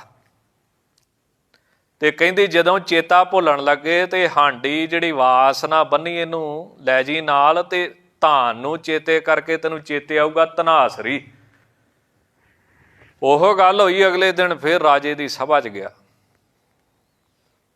ਰਾਜੇ ਨੇ ਪੁੱਛਿਆ ਵੀ ਮਹਾਰਾਜ ਬੜੇ ਵਿਦਵਾਨ ਜਾਪਦੇ ਹੋ, ਰਾਗਾਂ ਦੇ ਬੜੇ ਤੁਸੀਂ ਜਾਣਕਾਰ ਜਾਪਦੇ ਹੋ, ਇਹ ਰਾਗ ਕਿਹੜਾ ਚੱਲਦਾ ਪਿਆ ਹੈ? ਤੇ ਧਨਾਸਰੀ ਦਾ ਤੇ ਚੇਤਾ ਭੁੱਲ ਗਿਆ, ਤੇ ਜਿਹੜੀ ਬਾਂਸ ਦੇ ਨਾਲ ਹਾਂਡੀ ਬੰਨੀ ਸੀ, ਹਾਂਡੀ ਦੇ ਵਿੱਚ ਧਾਨ ਸੀ, ਉਹ ਤੇ ਚੇਤੇ ਨਾ ਆਇਆ। ਹਾਂਡੀ ਆ ਗਈ ਚੇਤੇ, ਤੇ ਕਹਿਣ ਲੱਗੇ ਵੀ ਹਾਂਡੀਆ ਰਾਗ ਚੱਲਦਾ ਸੀ। ਰਾਜਾ ਭੋਜ ਵੀ ਚੁੱਪ ਜੇ ਕਰ ਗਿਆ ਵੀ ਰਾਗਾਂ ਦੀਆਂ ਕਈ ਕਿਸਮਾਂ ਹੁੰਦੀਆਂ ਨੇ, ਕਈ ਰਾਗਣੀਆਂ ਹੁੰਦੀਆਂ, ਕੀ ਪਤਾ ਮੈਂ ਪੜ੍ਹੀ ਸੁਣੀ ਨਾ ਹੋਵੇ ਜਿਹੜਾ ਹਾਂਡੀਆ ਰਾਗ ਇਹ ਦੱਸਦਾ ਪਿਆ। ਤਾਂ ਜਦੋਂ ਘਰੇ ਗਏ ਤੇ ਵਿਦਿਆ ਨੇ ਪੁੱਛਿਆ, ਫਿਰ ਰਾਜੇ ਨੇ ਕੋ ਪੁੱਛਿਆ? ਕਹਿੰਦਾ ਪੁੱਛਿਆ ਸੀ ਰਾਗ ਕਿਹੜਾ ਚੱਲਦਾ। ਫਿਰ ਤੁਸੀਂ ਕੀ ਕਿਹਾ? ਕਹਿੰਦਾ ਮੈਂ ਆਖਿਆ ਹਾਂਡੀਆ ਰਾਗ ਚੱਲਦਾ, ਤੂੰ ਹੀ ਤੇ ਹਾਂਡੀ 'ਚ ਧਾਨ ਪਾ ਕੇ ਦਿੱਤਾ ਸੀ। ਵਿਦਿਆ ਕਹਿੰਦੀ ਇਹੋ ਜਿਹੀ ਜ਼ਿੰਦਗੀ ਕੱਟਣ ਨਾਲੋਂ ਬਿਹਤਰ ਆ ਮਰਨਾ। ਇਹ ਬਾਰੀ 'ਚ ਬੈਠਾ ਸੀ, ਤਾਕੀ 'ਚ ਬੈਠਾ ਸੀ। ਵਿਦਿਆ ਦਾ ਇਰਾਦਾ ਵੀ ਇਹਨੂੰ ਗਲੋਂ ਲਾਵਾਂ। ਉਹਨੇ ਧੱਕਾ ਮਾਰਿਆ ਵੀ ਇਹ ਬਾਰੀ 'ਚੋਂ ਬਾਹਰ ਡਿੱਗੇ ਤੇ ਥੱਲੇ ਡਿੱਗ ਕੇ ਦੀ ਉੱਚੇ ਪਹਾੜ ਤੇ ਘਰ ਹੋਵੇਗਾ, ਉੱਚੀ ਥਾਂ ਤੇ ਘਰ ਹੋਵੇਗਾ, ਜਾਂ ਚੁਬਾਰੇ 'ਚ ਰਹਿੰਦੇ ਹੋਣਗੇ ਵੀ ਉੱਥੋਂ ਡਿੱਗੇ ਤੇ ਇਹਦੀ ਧੌਣ ਦਾ ਮਣਕਾ ਟੁੱਟੇ ਤੇ ਮਰੇ ਗਲੋਂ ਲਵੇ। ਪਰ ਕਾਲੀਦਾਸ ਦੀ ਕਿਸਮਤ ਚੰਗੀ, ਕਹਿੰਦੇ ਜਿਵੇਂ ਲਿਖਿਆ ਗ੍ਰੰਥਾਂ ਦੇ ਵਿੱਚ ਕਿ ਉਹ ਜਦੋਂ ਉਹ ਡਿੱਗੇ, ਜੀਭ ਦੰਦਾਂ ਥੱਲੇ ਆ ਕੇ ਵੱਢੀ ਗਈ, ਲਹੂ ਨਿਕਲ ਕੇ ਉੱਥੇ ਕੋਈ ਮੰਦਿਰ ਸੀ, ਮਾਤਾ ਦੀ ਮੂਰਤੀ ਤੇ ਪੈ ਗਿਆ ਜਿਵੇਂ ਲਿਖਿਆ ਹੈ। ਹੋ ਸਕਦਾ ਇਹ 'ਚ ਵੱਧ ਘੱਟ ਹੋਵੇ, ਸਾਖੀ 'ਚ ਕਈ ਗੱਲਾਂ ਪੁਰਾਣੀਆਂ ਨੇ, ਕੀ ਪਤਾ ਕੀ ਸੀ ਅਸਲੀਅਤ। ਤੇ ਉਹ ਲਹੂ ਜਿਹੜਾ ਸੀ ਦੇਵੀ ਦੀ ਮੂਰਤੀ ਤੇ ਪੈ ਗਿਆ, ਸਰਸਵਤੀ ਦਾ ਮੰਦਿਰ ਸੀ, ਤੇ ਉਹ ਪ੍ਰਗਟ ਹੋ ਗਈ ਵੀ ਪੁੱਤਰ ਮੇਰੀ ਖਾਤਰ ਜੀਭ ਦੀ ਬਲੀ ਦਿੱਤੀ ਆ। ਗੱਲ ਤੇ ਪਿਛਲੇ ਕਰਮਾਂ ਦੀ ਹੁੰਦੀ ਹੈ। ਤੇ ਕਹਿੰਦੀ ਵਰ ਮੰਗ। ਇਹਨੂੰ ਹੋਰ ਕੋ ਤੇ ਚੇਤਾ ਨਾ ਰਿਹਾ ਵੀ ਕੀ ਮੰਗਣਾ ਵਾ, ਇੰਨਾ ਚੇਤਾ ਰਹਿ ਗਿਆ ਵੀ ਘਰ ਵਾਲੀ ਨੇ ਧੱਕਾ ਦਿੱਤਾ ਵਿਦਿਆ ਨੇ। ਤਾਂ ਮੂੰਹੋਂ ਇੱਕ ਬਚਨ ਨਿਕਲਿਆ ਸੀ ਇਹਦੇ ਵਿਦਿਆ। ਤੇ ਜਿਹੜੇ ਇਹੋ ਜਿਹੇ ਦਰਸ਼ਨ ਹੁੰਦੇ ਆ, ਉਹ ਸਿਆਣੇ ਮਹਾਂਪੁਰਸ਼ ਕਹਿੰਦੇ ਵੀ ਸਕਿੰਟਾਂ ਦੀ ਖੇਡ ਹੁੰਦੀ ਆ। ਇੱਦਾਂ ਦੀ ਕੋਈ ਗੱਲ ਨਹੀਂ ਹੁੰਦੀ ਵੀ ਜਿੱਦਾਂ ਦੀਆਂ ਅੱਜ ਕੱਲ੍ਹ ਬਣਾ ਕੇ ਸੁਣਾਈਆਂ ਜਾਂਦੀਆਂ ਨੇ ਵੀ ਉਹ ਆ ਗਏ, ਉਹ ਬਹਿ ਗਏ, ਉਹ ਗੱਲਾਂ ਕਰਨ ਲੱਗ ਪਏ ਜਿੱਦਾਂ ਡਰਾਇੰਗ ਰੂਮ 'ਚ ਰੱਬ ਦੇ ਨਾਲ ਬੈਠਾ ਹੁੰਦਾ ਹੈ। ਇੱਦਾਂ ਦੀਆਂ ਸਾਖੀਆਂ ਜਿਹੜੀਆਂ ਅੱਜ ਕੱਲ੍ਹ ਚੱਲਦੀਆਂ, ਇੱਦਾਂ ਦੀਆਂ ਨਹੀਂ ਉਹ ਮੰਨਦੇ। ਉਹ ਕਹਿੰਦੇ ਸਕਿੰਟਾਂ ਦੀ ਖੇਡ ਹੁੰਦੀ। ਇਹਦੇ ਮੂੰਹੋਂ ਨਿਕਲਿਆ ਵਿਦਿਆ। ਤਾਂ ਉਹਨੇ ਵਰ ਦਿੱਤਾ ਵੀ ਤੇਰੀ ਜ਼ੁਬਾਨ ਤੇ ਮੇਰਾ ਨਿਵਾਸ ਹੋਊਗਾ, ਵੀ ਤੂੰ ਮੇਰੇ ਤੋਂ ਵਿਦਿਆ ਮੰਗੀ ਆ। ਫਿਰ ਇਹ 1400 ਪੰਡਤ ਦਾ ਸ਼੍ਰੋਮਣੀ ਪੰਡਤ ਬਣਿਆ। ਕੋਈ ਰੱਬ ਨੇ ਤੇ ਕਿਰਪਾ ਕੀਤੀ। ਤਾਂ 10ਵੇਂ ਪਾਤਸ਼ਾਹ ਕਹਿੰਦੇ, ਹੇ ਵਾਹਿਗੁਰੂ, ਜੇ ਤੂੰ ਕਿਰਪਾ ਕਰਨ ਤੇ ਆ ਜੇ ਤਾਂ ਜਿਹੜੇ ਅਯੋਗ ਨੇ ਉਹਨਾਂ ਨੂੰ ਵੀ ਯੋਗੇ ਕਰ ਦਿੰਨਾ ਹੈ, ਲਾਇਕ ਕਰ ਦਿੰਨਾ ਹੈ। ਖਲ ਮੂਰਖ ਤੇ ਪੰਡਤ ਕਰਬੋ। ਜੇ ਤੇਰੀ ਮਰਜ਼ੀ ਹੋ ਜੇ ਤੇ ਜੇ ਤੇਰੀ ਦ੍ਰਿਸ਼ਟੀ ਉਲਟ ਹੋ ਜੇ ਤੇ ਪੰਡਤ ਤੇ ਮੁਗਧਾਰੀ ਇੱਦਾਂ ਵੀ ਕਰ ਦਿੰਦਾ ਹੈ। ਐਸੇ ਵਾਹਿਗੁਰੂ ਨੂੰ, ਜਿਹੜਾ ਅਯੋਗ ਨੂੰ ਯੋਗ ਕਰਨ ਵਾਲਾ, ਉਹਨੂੰ ਨਮੋ ਨਮਸਕਾਰ ਹੈ। ਨਮੋ ਭੋਗ ਭੋਗੇ, ਭੋਗੀਆਂ ਦੇ ਵਿੱਚੋਂ ਭੋਗ ਸਰੂਪ ਉਹ ਵੀ ਵਾਹਿਗੁਰੂ ਪਰਮੇਸ਼ਰ ਹੀ ਮੰਨਿਆ ਜਾ ਸਕਦਾ ਹੈ। ਤਾਂ ਐਸੇ ਵਾਹਿਗੁਰੂ ਪਰਮੇਸ਼ਰ ਜੀ ਨੂੰ ਮਹਾਰਾਜ ਕਹਿੰਦੇ ਨਮਸਕਾਰ ਹੈ। ਆਪੇ ਰਸੀਆ ਆਪ ਰਸ, ਆਪੇ ਰਾਵਣ ਹਾਰ, ਆਪੇ ਹੋਵੇ ਚੋਲੜਾ, ਆਪੇ ਸੇਜ ਪਧਾਰ। ਤਾਂ ਸਭ ਤੋਂ ਵੱਡਾ ਭੋਗੀ ਰਸੀਆ ਵੀ ਉਹ ਪਰਮੇਸ਼ਰ ਆਪ ਹੀ ਹੈ, ਰਸ ਸਰੂਪ ਵੀ ਉਹ ਆਪ ਹੀ ਹੈ। ਨਮੋ ਸਰਬ ਦਿਆਲੇ, ਸਾਰਿਆਂ ਤੇ ਦਇਆ ਕਰਨ ਵਾਲਾ, ਤਰਸ ਕਰਨ ਵਾਲਾ, ਮਿਹਰ ਕਰਨ ਵਾਲਾ ਉਹ ਕੌਣ ਹੈ? ਵਾਹਿਗੁਰੂ ਪਰਮੇਸ਼ਰ। ਐਸੇ ਵਾਹਿਗੁਰੂ ਪਰਮੇਸ਼ਰ ਨੂੰ ਨਮੋ ਨਮਸਕਾਰ ਹੈ। ਨਮੋ ਸਰਬ ਪਾਲੇ, ਸਾਰਿਆਂ ਦੀ ਪਾਲਣਾ ਕਰਨ ਵਾਲਾ, ਰੋਜ਼ੀ ਰਿਜ਼ਕ ਦੇਣ ਵਾਲਾ ਉਹ ਕੌਣ ਹੈ? ਵਾਹਿਗੁਰੂ ਪਰਮੇਸ਼ਰ ਜੀ ਹਨ। ਐਸੇ ਵਾਹਿਗੁਰੂ ਪਰਮੇਸ਼ਰ ਜੀ ਨੂੰ ਨਮੋ ਨਮਸਕਾਰ ਹੈ। ਤਾਂ ਇਹ ਭੁਜੰਗ ਪ੍ਰਿਆਤ ਛੰਦ ਦੀਆਂ 28 ਪੌੜੀਆਂ ਇੱਥੇ ਪੂਰੀਆਂ ਹੁੰਦੀਆਂ ਨੇ। ਇਹਨੂੰ ਨਮਸਕਾਰ ਰੂਪ ਅਸਤੋਤਰ ਵੀ ਕਹਿੰਦੇ ਨੇ। ਇਹਦੇ ਵਿੱਚ ਵਾਹਿਗੁਰੂ ਪਰਮੇਸ਼ਰ ਜੀ ਦੇ ਨਾਮ ਲੈ ਕੇ ਨਮਸਕਾਰਾਂ ਕੀਤੀਆਂ ਗਈਆਂ ਨੇ। ਹੋਈਆਂ ਭੁੱਲਾਂ ਚੁੱਕਾਂ ਦੀ ਖਿਮਾ। ਅੱਗੇ ਵਾਸਤੇ ਸਾਰੀ ਸੰਗਤ ਨੇ ਸਮਤ ਬਖਸ਼ਣੀ ਜੀ। ਇਸ ਤੋਂ ਅੱਗੇ ਫਿਰ ਚਾਚਰੀ ਛੰਦ ਦੀ ਆਰੰਭਤਾ ਹੁੰਦੀ ਹੈ। ਆਪ ਸੰਗਤ ਨੇ ਕਿਰਪਾ ਕਰਨੀ, ਹਾਜ਼ਰੀ ਪ੍ਰਵਾਨ। ਸਤਿਗੁਰੂ ਕਿਰਪਾ ਕਰਨ, ਤਰਸ ਕਰਨ, ਮਿਹਰ ਕਰਨ। ਲੇਖੈ ਕਿਤੇ ਨਾ ਛੂਟੀਐ, ਖਿਨ ਖਿਨ ਭੂਲਣ ਹਾਰ। ਬਖਸ਼ਣ ਹਾਰ ਬਖਸ਼ ਲੈ, ਨਾਨਕ ਪਾਰ। ਨਮੋ ਜੋਗ ਜੋਗੇ, ਨਮੋ ਭੋਗ ਭੋਗੇ, ਨਮੋ ਸਰਬ ਦਿਆਲੇ, ਨਮੋ ਸਰਬ ਪਾਲੇ। ਵਾਹਿਗੁਰੂ ਜੀ ਕਾ ਖਾਲਸਾ, ਵਾਹਿਗੁਰੂ ਜੀ ਕੀ ਫਤਿਹ।